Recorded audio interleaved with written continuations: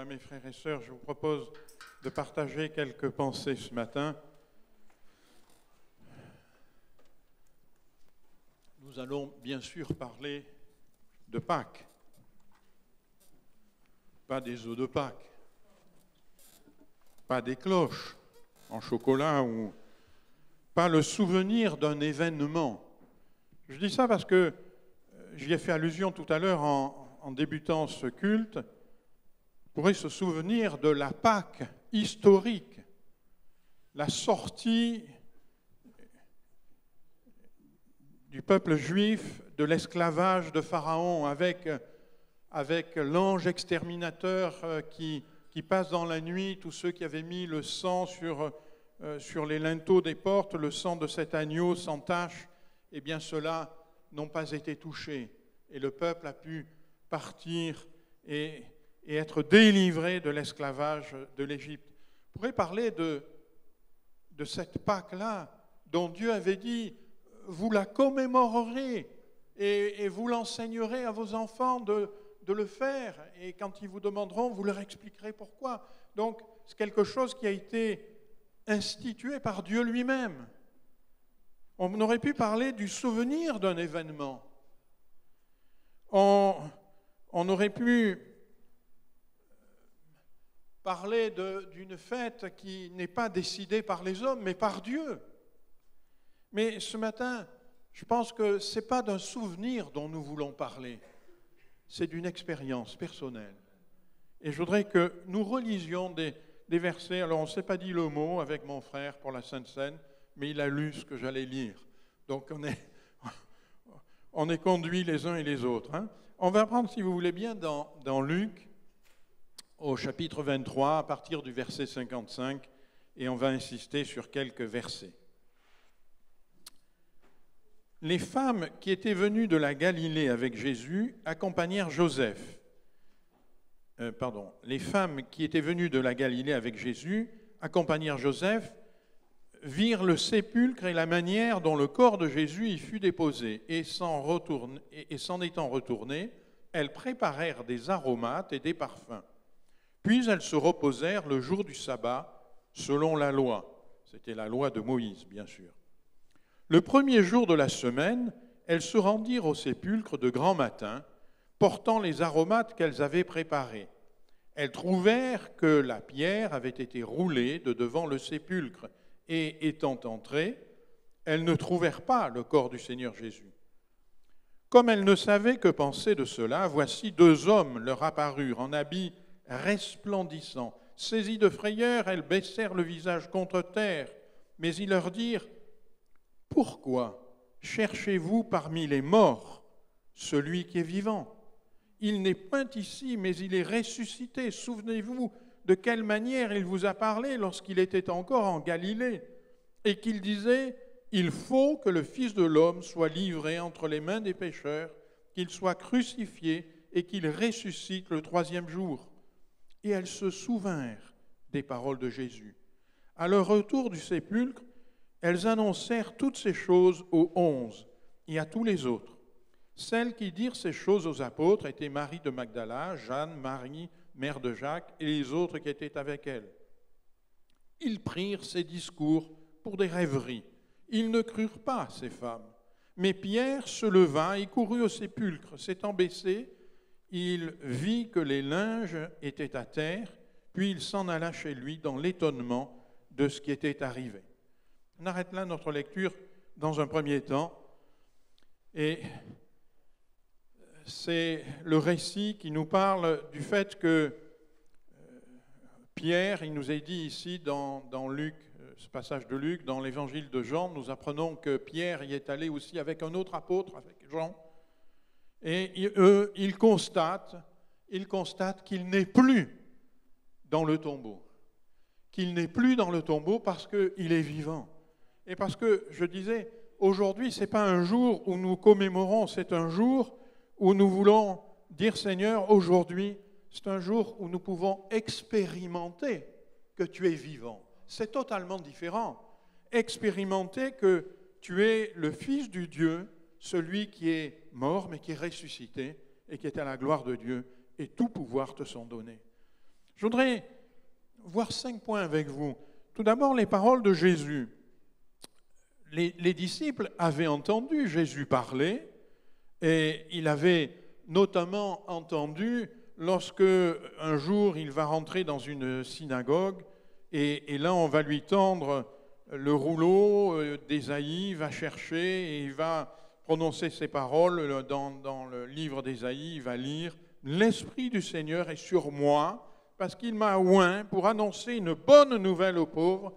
Il m'a envoyé pour guérir ceux qui ont le cœur brisé, pour proclamer aux captifs la délivrance et aux aveugles le recouvrement de la vue, pour renvoyer libres les opprimés, pour publier une année de grâce du Seigneur. » Ils avaient entendu Jésus lire cela, ils avaient vu l'accomplissement de ces paroles.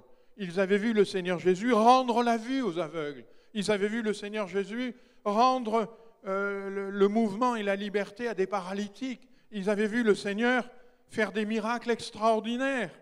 Et mes frères et sœurs, et permettez-moi de vous le dire, je crois qu'un chrétien de Pentecôte qui marche avec le Seigneur, qui s'attache au Seigneur Jésus, il est également témoin de ces paroles. Il a vu le Seigneur faire des miracles. Je peux dire que j'ai vu le Jésus faire des miracles dans ma vie. J'ai vu le Seigneur faire des miracles dans les églises où je suis passé. J'ai vu le Seigneur faire guérir, relever, restaurer des tas d'hommes, de femmes.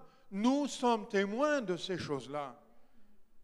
Mais voilà, nous sommes devenus, comme le dira un jour le Seigneur Jésus à ses disciples, nous sommes devenus lents à comprendre. Voyez-vous, mes frères et sœurs, je vais peut-être vous bousculer un peu ce matin, mais je voudrais vous dire qu'on va le voir, le Seigneur va bousculer aussi les apôtres, parce que l'homme est lent à comprendre. Qu'est-ce que ça veut dire, lent à comprendre? Bien, c'est très simple. Je vais prendre une image et vous allez la comprendre facilement aujourd'hui, plus que peut-être dans les temps passés. Nous suivons facilement l'ordonnance d'un médecin, mais difficilement les paroles de Dieu. Nous suivons facilement l'ordonnance de médecin. Il suffit qu'on nous dise, voilà, dans ce petit liquide que tu vas te faire injecter, tu vas être tranquille. Et on le fait. Vous le connaissez, le médecin? Vous connaissez son passé, son histoire, il a fait déjà des miracles. Non, on ne connaît rien de lui. On lui fait confiance. C'est étonnant quand on y pense. Mais nous avons des difficultés à faire confiance à la parole du Seigneur. Nous avons des difficultés, lui qui pourtant, par l'accomplissement de miracles, de guérisons, de prodiges, a témoigné que ce qu'il disait était vrai. Eh bien, nous avons du mal. Je voudrais attirer votre attention un moment sur les paroles de Jésus. Les disciples avaient vu des résurrections. Par exemple, un jour, le Seigneur passe, il y a la veuve de Naïm, la ville de Naïm, une veuve qui est en train d'enterrer son fils unique. Alors, il nous est dit qu'il fut ému de compassion, il s'approcha, toucha le cercueil et dit « Jeune homme, je te le dis, lève-toi ». Il nous est dit, le mort s'assit et se mit à parler. Et le texte continue en disant « Jésus le rendit à sa mère ». Les disciples ont vu ça. Ils ont vu le Seigneur Jésus aller et redonner la vie à la fille de Jaïrus. Ils ont vu le Seigneur Jésus redonner la vie à Lazare. Jésus arrivant devant le tombeau et dire « ôtez la pierre », prier le Seigneur et redonner la vie à Lazare. Jésus avait averti ses apôtres, par exemple dans Matthieu 17, le Fils de l'homme doit être livré, on l'a encore lu ce matin, doit être livré entre les mains des hommes, ils le feront mourir, et le 3e jour, il ressuscitera. Donc, ressuscitera, ça aurait dû leur parler, puisqu'ils avaient vu des résurrections. Mais le texte nous dit aussi que les disciples ne comprenaient pas cette parole, elle était voilée pour eux. Eh bien, je prie de tout mon cœur que ce matin, la parole ne soit voilée pour aucun d'entre nous. Jésus leur avait dit, « Je suis la résurrection et la vie ». Comment donc pouvait-on penser que celui qui est la résurrection et la vie allait rester dans un tombeau. Voyez-vous, frères et sœurs, j'ai dit que j'allais vous bousculer un peu parce que les disciples, les femmes qui étaient avec Jésus, toutes celles dont le texte nous parle, Marie, etc., avaient vu toutes ces choses. Et pourtant, regardez le texte que nous avons lu, c'est que les femmes, le matin, elles vont au tombeau avec des aromates pour embaumer le corps. Vous savez, embaumer le corps, ça veut dire quoi? Ça veut dire, c'était la tradition, il est mort et on fait des derniers soins pour honorer le souvenir de la personne, mais pour le laisser dans la mort. Donc, elle monte au tombeau en disant il est mort, et sans le dire, mais intérieurement, il restera dans la mort. On a lu tout à l'heure que lorsque les femmes vont arriver, elles voient le tombeau ouvert, elles voient 2 anges qui leur parlent, et elles retournent vers les disciples pour leur dire il n'est plus là, les anges nous ont parlé. Et il nous est dit que, on l'a lu tout à l'heure, les apôtres et les disciples tinrent ces discours pour des rêveries. Ils ne crurent pas ces femmes. Mais je ne sais pas si vous réalisez, quand on lit ces versets, les disciples qui avaient vu Jésus ressusciter des morts, qui avaient vu Jésus faire des miracles extraordinaires, ils voient des femmes qui sont des femmes sincères, qui sont allées au tombeau, qui ont vu le tombeau vide, qui ont entendu des anges qui reviennent et qui leur disent « Des anges nous ont parlé, le tombeau est vide, il est vivant ». Et les apôtres, ils prennent ces discours pour des rêveries. Ils n'y croient pas. Mes frères et sœurs, on peut avoir donné sa vie au Seigneur, on peut marcher avec lui depuis des années. C'était le cas des apôtres. Depuis des années, ils marchaient avec lui, ils avaient tout laissé, ils étaient mis à sa suite, ils avaient vu des miracles. Et pourtant, ils n'avaient toujours pas réalisé, il est la résurrection et la vie. Alors, il n'y a que Pierre et Jean qui vont courir jusqu'au tombeau et qui retrouvent les choses comme les femmes le leur ont dit, les vêtements qui sont là, mais Jésus n'y est plus. Et il nous est dit que Pierre ne comprend pas. Mes frères et sœurs, ces paroles que nous partageons, ce n'est pas simplement des paroles historiques, c'est des paroles qui doivent vraiment toucher notre cœur. Comment se fait-il que Pierre, l'apôtre Pierre, celui qui a marché sur l'eau, celui qui a été avec Jésus, l'apôtre Jean, ceux qui ont toujours été avec Jésus à tous les moments, comment se fait-il que devant le tombeau vide, il ne comprend pas? Oh Seigneur, Seigneur, garde-nous de toute incompréhension. Comme si il ne comprend pas, parce que pour lui, si la personne est morte, elle doit être là, comme si la vie, elle venait de l'homme, et si la vie n'était plus dans l'homme, eh bien, il ne pouvait plus rien se passer. Comme si la vie venait de l'homme. Mais le Seigneur n'avait-il pas dit, qui de vous, par ses inquiétudes, peut ajouter une seule coudée à la durée de sa vie? La vie ne vient pas de l'homme, elle vient de Dieu. C'est Dieu qui donne la vie. Et s'il donne la vie, il peut également la redonner. C'est ce qu'il avait fait pour Lazare, pour la fille de Jaïrus, pour le fils de la veuve de Naïm. Et quelque part, c'est un verset que nous connaissons tous et qu'ils connaissaient eux aussi. Y a-t-il rien qui soit étonnant de la part de l'Éternel, celui qui donne la vie? Est-ce qu'il y a quelque chose qui est étonnant de la part de l'Éternel? Est-ce que l'Éternel ne fait pas ce qu'il veut, comme il veut, quand il veut? Et devant quelque chose qui nous dépasse, est-ce que nos cœurs ne doivent pas dire, mais c'est l'Éternel qui a fait ces choses? Voyez-vous, Pierre, les femmes, les disciples, ils étaient dans l'incompréhension, ils ne comprenaient pas, ils prenaient les dires des femmes pour des rêveries. Quelle différence par rapport aux paroles des anges! Vous savez, les anges, Ils sont dans une incompréhension totale.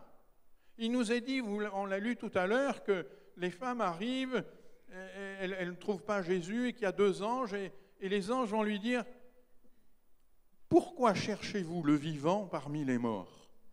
Souvenez-vous de quelle manière il vous a parlé. » C'est-à-dire, les anges ne comprennent pas.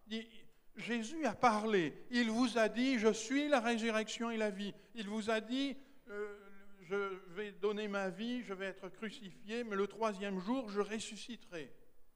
Il vous a dit ces choses. Et vous venez chercher celui qui est vivant, la résurrection et la vie, vous venez le chercher dans un tombeau, comme si le tombeau pouvait le maîtriser, comme si le tombeau pouvait l'enfermer. Mais il est vivant. Pourquoi cherchez-vous le vivant parmi les morts? Pourquoi ne le croyez-vous pas? Pourquoi ne croyez-vous pas ce qu'il vous a dit? Tout le ministère de Jésus vous a montré, tous les miracles de Jésus vous a montré que tout ce qu'il a dit est vrai. Pourquoi ne le croyez-vous pas? Pourquoi cherchez-vous la vie parmi les morts? Et je voudrais, mes frères et sœurs, vous dire, pourquoi quelquefois cherchons-nous des solutions humaines à nos impasses? On fait pareil que ces femmes.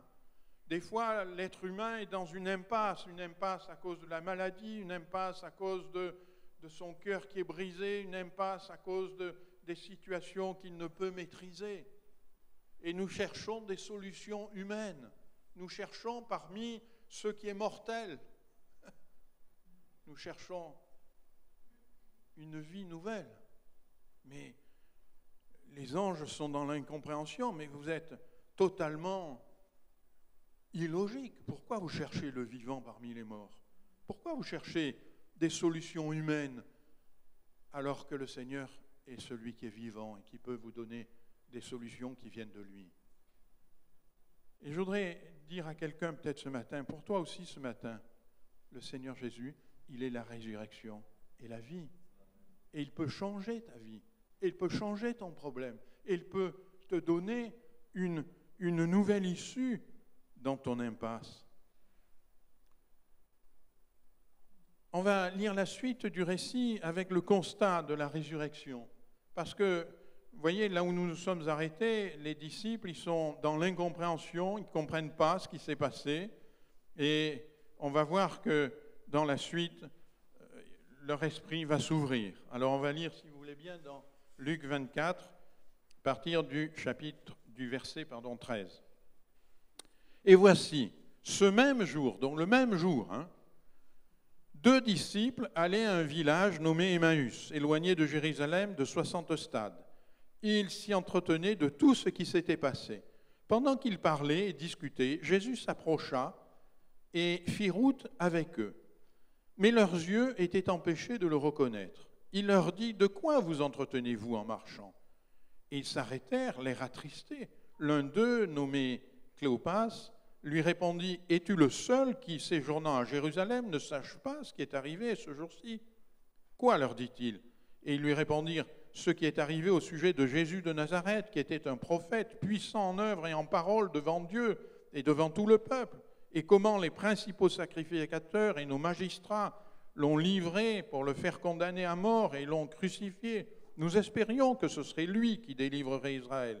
Mais avec tout cela, voici le 3e jour que ces choses se sont passées. Il est vrai que quelques femmes d'entre nous nous ont fort étonnés, s'étant rendues de grand matin au sépulcre, et n'ayant pas trouvé son corps, elles sont venues dire que les anges leur sont apparus et annoncé qu'il est vivant. Quelques-uns de ceux qui étaient avec nous sont allés au sépulcre et ont trouvé les choses comme les femmes l'avaient dit, mais lui, ils ne l'ont point vu. Alors Jésus leur dit, « Ô hommes sans intelligence, et dont le cœur est lent à croire tout ce qu'ont dit les prophètes, ne fallait-il pas que le Christ souffre ces choses, qu'il entre dans sa gloire ?» Et commençant par Moïse et par tous les prophètes, il leur expliqua dans toutes les Écritures ce qui le concernait. Lorsqu'ils furent près du village où ils allaient, il parut vouloir aller plus loin. Mais ils le pressèrent en disant « Reste avec nous, car le soir approche, le jour est sur son déclin. » et il entra pour rester avec eux. Pendant qu'il était à table avec eux, il prit le pain, et après avoir rendu grâce, il le rompit, le leur donna. Alors leurs yeux s'ouvrirent, et ils le reconnurent, mais il disparut de devant eux. Et ils se dirent l'un à l'autre, « Notre cœur ne brûlait-il pas au-dedans de nous lorsqu'il nous parlait en chemin et nous expliquait les Écritures ?» Se levant à l'heure même, ils retournèrent à Jérusalem. Ils trouvèrent les 11 et ceux qui étaient avec eux assemblés en disant, « Le Seigneur est réellement ressuscité et il est apparu à Simon. » Amen. Le Seigneur est réellement ressuscité. Voyez-vous, frères et sœurs, la première des expériences de ces deux disciples, c'est qu'ils marchent et Jésus les rejoint. C'est-à-dire qu'il vient manifestement par derrière, il marche plus vite et puis il se met à leurs pas et il marche avec eux. Et la première des remarques de ces disciples, c'est « Notre cœur ne brûlait-il pas ?» Il y avait au-dedans d'eux une joie, une paix, quelque chose qui était tellement inhabituel. Et ils vont se dire, mais oui, quand il était là, notre cœur brûlait au-dedans de nous. Et si bien que quand le soir, il apparaît comme voulant continuer sa route, ils lui disent, non, non, non, non, ne pars pas, reste avec nous. Mon frère, ma sœur, pour nous aussi, le Seigneur veut rester avec nous. Nous aussi, on peut dire, Seigneur, reste avec nous pour m'enseigner. Il leur expliquait la parole. Reste avec nous pour me guérir. Reste avec nous pour réchauffer mon cœur. Peut-être, Seigneur, je suis devenu quelqu'un qui est un peu religieux. Je viens à l'église parce que je suis chrétien, parce que je me suis engagé. Mais Seigneur, je voudrais que tu réchauffes mon cœur. Je voudrais que ta présence en moi, elle reproduise la joie que j'ai connue lorsque je t'ai donné mon cœur. Viens réchauffer mon cœur. Et puis finalement, ils vont comprendre, ils vont le reconnaître, le Seigneur est réellement ressuscité.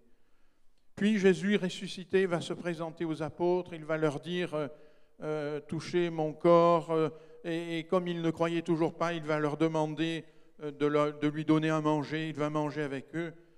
Et ils vont tous réaliser qu'il est vraiment ressuscité. Mon frère, ma sœur, ami, ce matin, Jésus, il est le même. Il est celui qui peut se mettre à ton pas. Tu vis dans ta vie, tu as des difficultés, tu as des souffrances, et peut-être tu as besoin que quelqu'un vienne se mettre à ton pas, qu'il touche ta vie, qu'il te guérisse, qu'il fasse renaître en toi l'espérance, qu'il réchauffe ton cœur. Eh bien, le Seigneur veut le faire aujourd'hui. Aujourd'hui, Jésus, le prince de la vie, il y a dans le nom de Jésus, le prince de la vie, il y a la puissance de Dieu qui se révèle. Et je voudrais terminer par ça, la puissance de son nom. Une puissance pour l'Église, mais une puissance pour toi aussi. Je l'ai dit tout à l'heure, j'ai cité ce verset, lorsque 2 ou 3 sont assemblés en mon nom, je suis au milieu d'eux. C'est le cas ce matin, mes frères et sœurs. Et tout à l'heure, on va terminer par un moment de prière. Et je voudrais vous dire à vous, mon frère, ma sœur, qui vivez un moment difficile, aujourd'hui, le Seigneur est au milieu de nous. Aujourd'hui, le Seigneur veut se mettre à ton pas. Aujourd'hui, le Seigneur veut réchauffer ton cœur. Aujourd'hui, le Seigneur veut te guérir. Aujourd'hui, le Seigneur veut ouvrir une nouvelle perspective, une perspective que les hommes ne peuvent pas ouvrir, mais que Dieu seul peut ouvrir, parce qu'il est la résurrection et la vie. Le Seigneur avait dit, tout ce que vous demanderez en mon nom, je le ferai afin que le Père soit glorifié dans le Fils. Si vous demandez quelque chose en mon nom, je le ferai. Tout à l'heure, on va prendre un moment, on va se tenir debout à notre place et dans ton cœur, je t'invite à demander quelque chose au Seigneur, lui dire, Seigneur, viens toucher à nouveau ma vie, viens réchauffer mon cœur, viens me guérir, viens élargir mon entendement, viens Seigneur. Mon frère, ma sœur, il n'y en a qu'un de qui nous devons nous approcher pour changer notre vie, c'est Jésus. Approche-toi de celui qui donne la vie, celui qui est la résurrection et la vie. La mort n'a pas pu le retenir. Il est vivant, Il est au milieu de nous. Il est celui qui peut toucher ta vie. Il est celui qui peut réchauffer ton cœur. Il est celui qui peut donner une perspective nouvelle à ta vie. Il est celui qui veut te sauver. Il est Jésus, le ressuscité. Alléluia. On va prier, on se lève à notre place.